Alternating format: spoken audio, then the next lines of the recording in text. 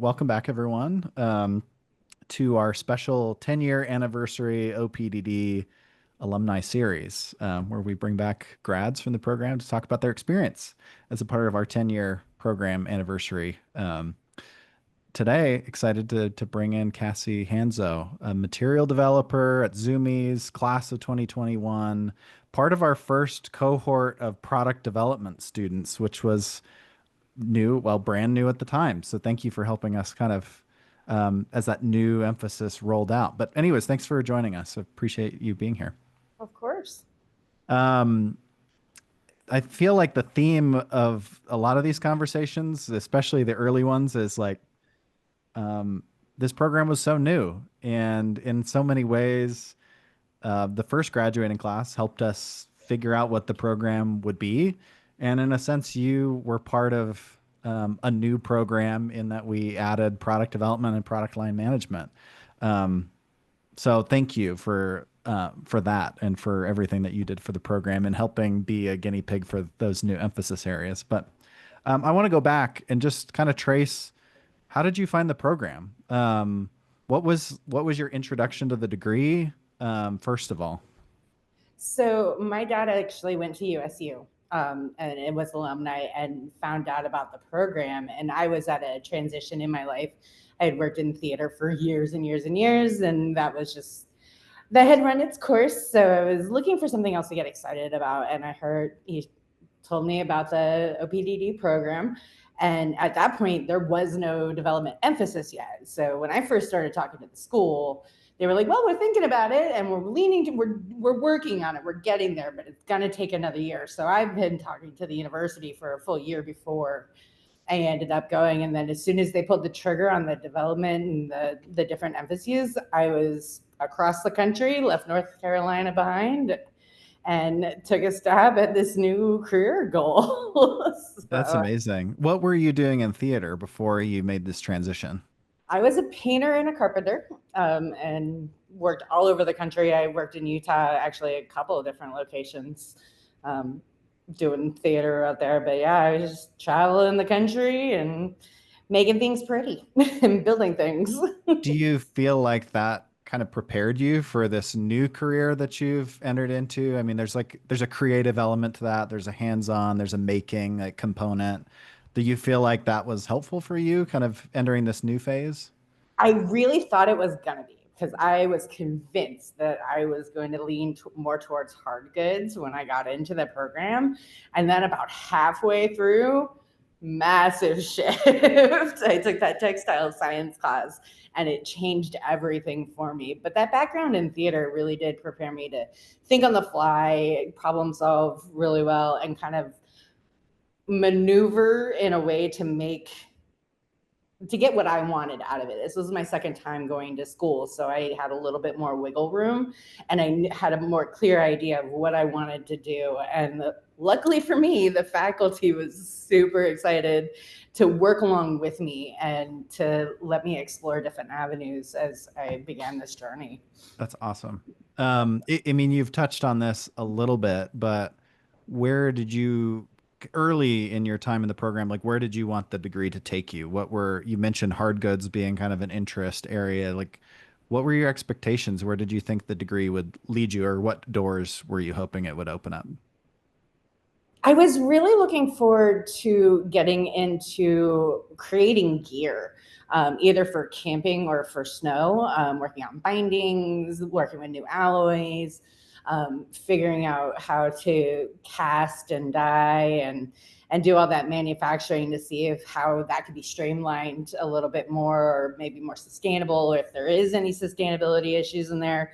I thought, working, being a carpenter for a little while and a welder as well at times, hey, I know how to manipulate these hard things. Let's get down into the dirty of it and see where that goes. So I was really excited to see what kind of new gadgets and hard goods and things I could come up with, and help create, and how I could help designers create that. I've never been one to want to design.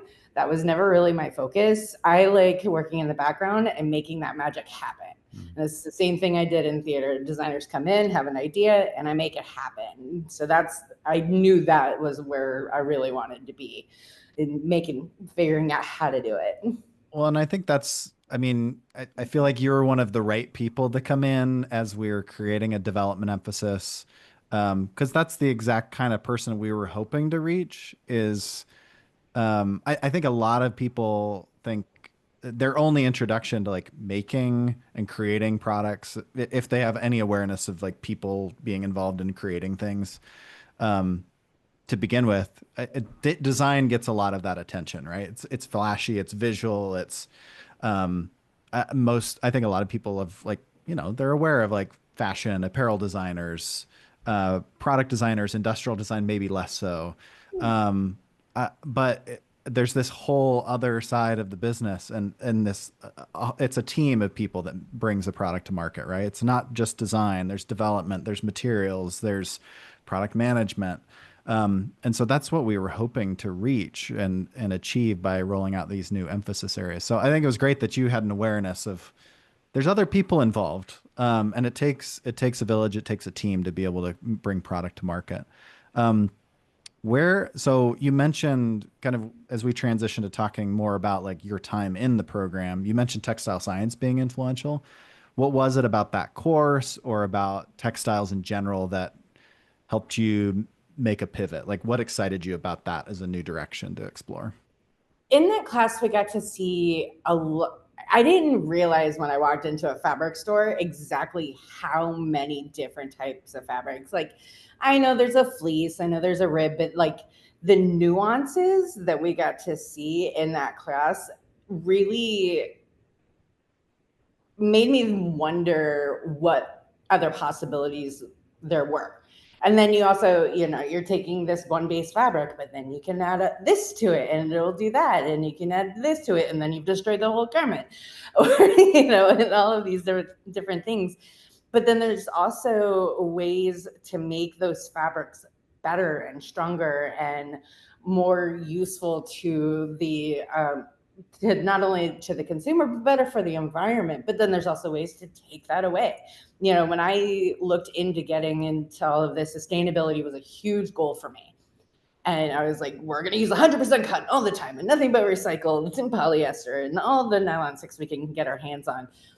But there's so many nuances that come along with sustainability that you really have to think outside of the box. And that textile science and learning about that testing and getting my hands on all of those different fabrics opened up a whole new world that gave me room to play and grow and experience and see.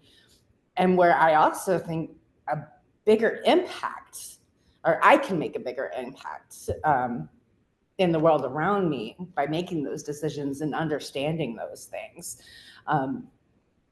That was just kind of mind-boggling. I never thought I would be playing with textiles.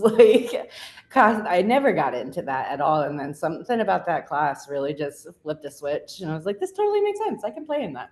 Yeah. Well, there's so many challenges, so many opportunities to make an impact through materials. I think that's an area that I would love to see more of our students get into. But I think a lot of them don't know, like material development is a whole career path in and of itself, and it's so valuable. And maybe part of that is that in the US, we just don't do a lot of textile manufacturing development. Like we're removed from that process. If we do have it, it's in North Carolina, deep roots in the textile manufacturing there.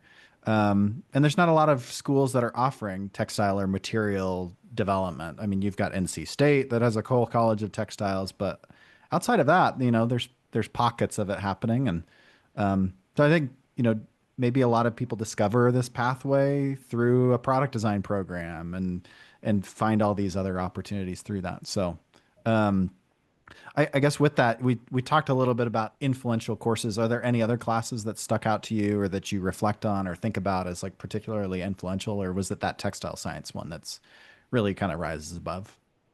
Pattern making also really helped. I don't think it was called pattern making, but it's, sometimes it's not just understanding the material, but it's how understanding how the material can and can't be used. So being able to get hands-on, you're not necessarily going to be able to use a canvas for the same thing you're going to be able to use a rib for. And understanding that drape and actually getting in there working with it to see what you can and can't do was super helpful in the path that I'm on now. I have designers coming to me saying, it needs to do X, Y, and Z, but I have to use this fabric. Well, sorry, dude, you're going to get A, B, and C. That's just the only way it can work out. And I have to say, like, the capstone class kind of culminated in everything I wanted out of the department. And I am so grateful for Dr. Lamara for letting me have my fun, but it gave me an opportunity to really figure out what the development process was all about for me. Doing that extra testing and scaring the engineering department into thinking I almost broke their machine when I just snapped some neoprene. Like creating my own patterns and learning how to grade and understanding the body and the fit and the form and how that works with the materials. Those were really exciting classes for me. And then, Illustrator, because I had never used it before. So. That's what we hear all the time. It's like, you're living in that program, I'm sure, all the time. Oh yeah, I'm there all the time. And when I had to relearn it because I got a new computer system, so I had to completely readjust how I'm doing it. So, but it's a great program. You touched on potential disasters. This is a question I've been asking everybody, but do you have any memorable like lab moments, class moments, late night, like prototyping disasters? You alluded to one potential, but any like particularly like late night moments or highs or lows, I guess? We were working on, I can't remember the class name, but we were working with NASA. Oh, design thinking. Yep. Yeah. And we had picked out our material and it was a fire retardant something. It was really cool stuff, but I had to go in and I had to read all of the patents for it because I took on the developer role. It was like, okay, what can we do when we were trying to make race F1 driver suits safer with this product? And I'm going through and I'm reading it. And then suddenly I had a fire shelter from the fire department that we went and interviewed them to figure out what fire safety was. And the whole thing just exploded over my apartment as I was trying to carry it out. So I had fire safety covering my bedroom at like 3 a.m. Couldn't sleep. That was it. It was done. Yeah, I don't know what I did. I don't know how I did it. But yeah, after reading patents and trying to make it happen, it just done. It was wow. That is a first. I have not heard that. If it's gonna happen, it's probably gonna happen to me. It's just the way it's at this point. But yeah, ended up with fire safety shrapnel all over my bedroom. Oh my goodness. Wow. Well, how long did that take to clean up? About 4 hours the next day. I slept on the couch. I can't with this. But I did still manage to have enough product to make our prototype for when we did our presentation. So thank you. But yeah, there were a few mishaps during the project. But hey, I appreciated patents even more because I figured out why it did it from the patents. Yeah. Oh my gosh, that's incredible. I'm so sorry that happened, but you can look back and laugh now, right? Oh, absolutely. Well, so kind of transitioning to like where you're at currently, capstone project, presented your final projects. What did the transition to industry look like? What was life after Logan, your college to career transition? It took me about a year to get a position after I left. After I graduated, I was applying for everything and anything, and with I was going for powder making or technical design and all of this, anything I could think of, and it just wasn't really moving. The needle was never moving for me. And then almost to the year, Zumiez found me, and I had been in Colorado for a time, and I was like, all right, let's go. Going to the Pacific Northwest. Let's give this a shot. And I haven't looked back since. Been here for 2 years. And it's been a wild ride with everything that's going on. We run a lot of brands through our building, so everything has their own needs and their own wants and what we're capable of. It's just been, sometimes it's worth the wait to get the right fit. And I couldn't have asked for a better first job coming into this industry. It wasn't where I thought I was going to be. I thought I was going to be more in the technical side. But Zumiez has a technical side. We have a snow program that we do. So I still get to dabble in some of that and keep fresh on what's going on in that side of the world, even though we're more in the fashion realm. But that also opened a whole nother door to what kind of washes, what kind of treatments can we do, different applique styles, and where can we push the limits? And that was what drew me in. So might as well be what I do now. So. That's awesome. So what do you mean by Zumiez found you? Like, what did that look like? They reached out to me on LinkedIn. Really? Yeah. Were you active on LinkedIn or sharing or what? Not really.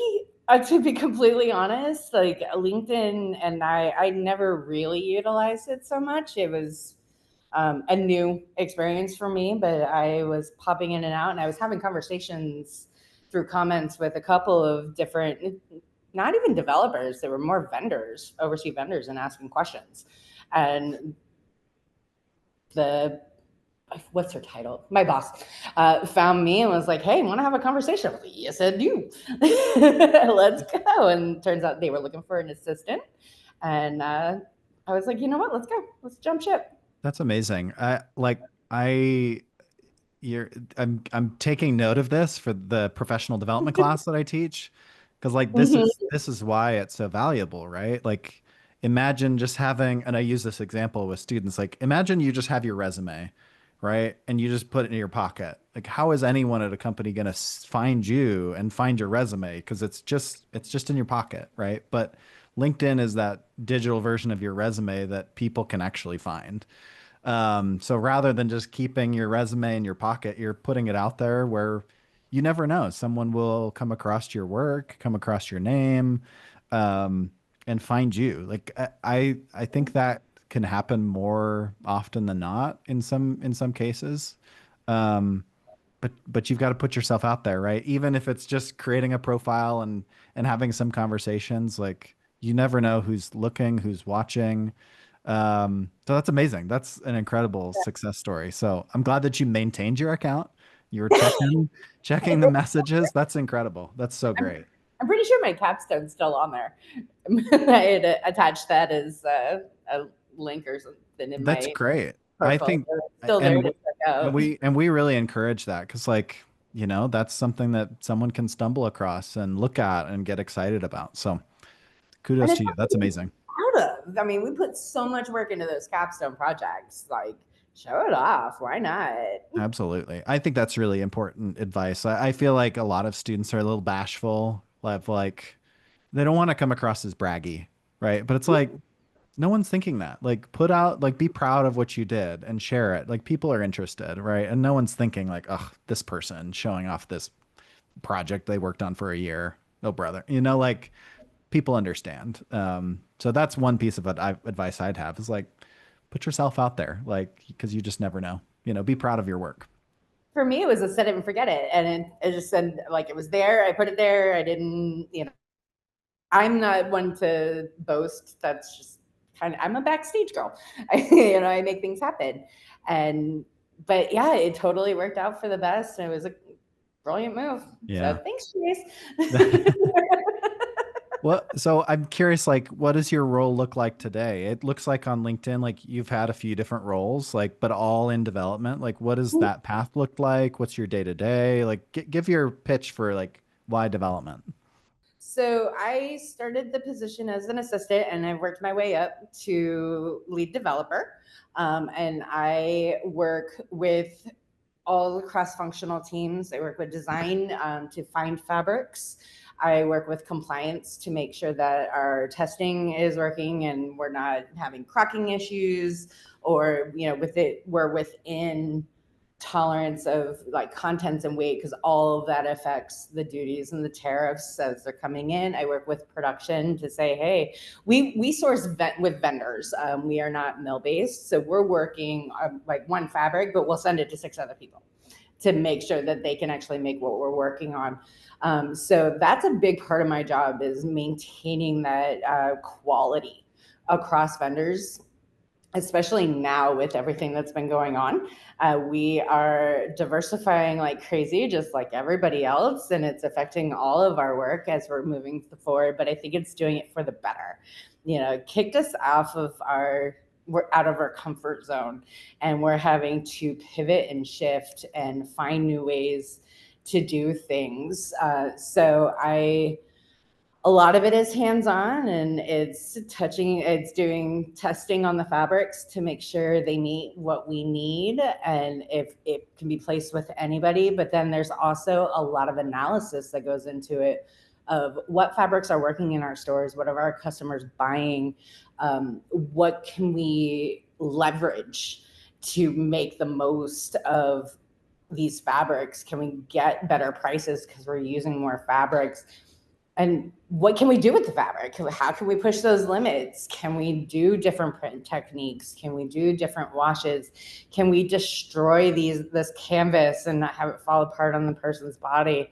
So it's a lot of playing and research and figuring out, one, what our customer wants and what they're going to buy, but then how can we take that and move it into another realm? So it's day to day is not a thing. It's more hour by hour. We don't know what we're going to end up working on. Anything from faux fur to sweaters to basics. We have, we cover all of it. Wow, We that's got to amazing. know a lot. Yeah. Well, do you like that challenge? Do you like the diversity of like just what you're working on day to day? Does it keep it interesting, or is that kind of keep hard to keep up with? That's actually probably my favorite part.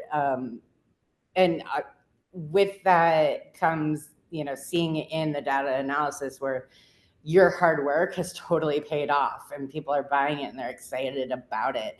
So doing all that work and getting hands-on and teaching the designers these different things and helping them to understand, but also, again, making their dreams come true when they want to turn this sweater and give it a bunch of destruction. Well, we made that, help make that happen. So it's very gratifying. And I like not necessarily knowing what I'm going to do tomorrow and how that's going to work out. Yeah. I'd rather be on my toes. Yeah.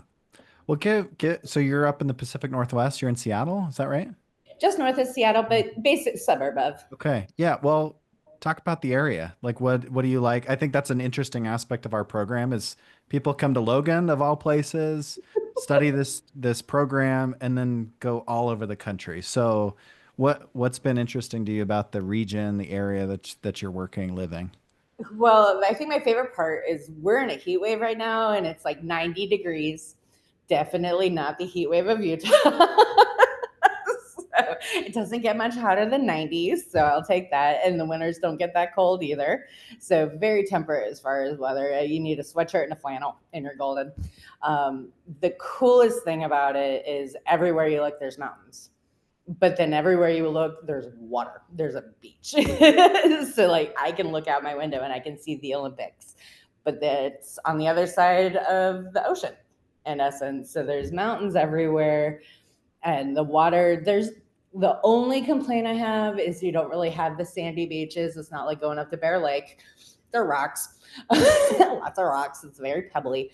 It's my only complaint so far, but the getting outside and the hiking is phenomenal. And, you think you're going out for a 2 mile hike and it's just so pretty, you've gone for 10 and just no complaints whatsoever.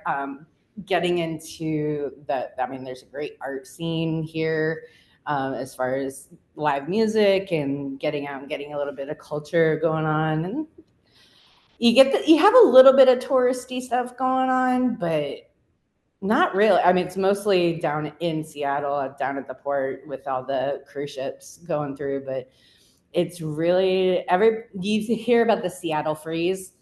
I've never experienced it. People are really nice. But the rain, the big dark, as we call it, it's what, 6, 7 months out of the year. It's rainy. It's gross. It's cloud cover. You're not having any sun. That takes some time to get used to. Not gonna lie, that first year was a little rough, but when the sun comes out, everybody's just outside and it's brilliant. So I can't complain about the area at all. It's really nice. That's great. Well, speaking of getting used to things, like how long did you feel like it took for you to get comfortable in your role, or are you still trying to figure that out or get comfortable? Like how long do you feel like it takes to like settle into this transition into career? I personally think this might be counterintuitive, but I think if you've settled into a role, it's time to move on. If you're constantly challenging yourself and constantly challenging the role and learning and growing in the role, I think that's where you're going to find success. And there are still things that I'm learning and I'm figuring out as I go along, and we're changing things up to satisfy the different needs. So if I become comfortable, I get a little bit more concerned and start looking for the next challenge. Yeah, So I think that's a good perspective. Well, this has been great. Any parting thoughts for like current students or anyone else who's interested in getting into this space, getting into the industry? Like any advice you want to impart upon us, your wisdom? I think the biggest takeaway that I have is the program is going to give you the tools, but it's all about how you take those tools and make them yours and figure out how to best use them for you. I mean, the industry is not university and it's a whole nother ball game. But if you can figure out which tools work best in your toolkit, you're going to go far. You'll have no problems. That's awesome. That's encouraging. I love it. Cassie, thank you for taking the time. This has been great. It's good to catch up. It's been a minute since we talked, so it's just nice to hear how you're doing and happy that things are going well. It sounds like you're in a really good position. So thank you very much. Appreciate you having me.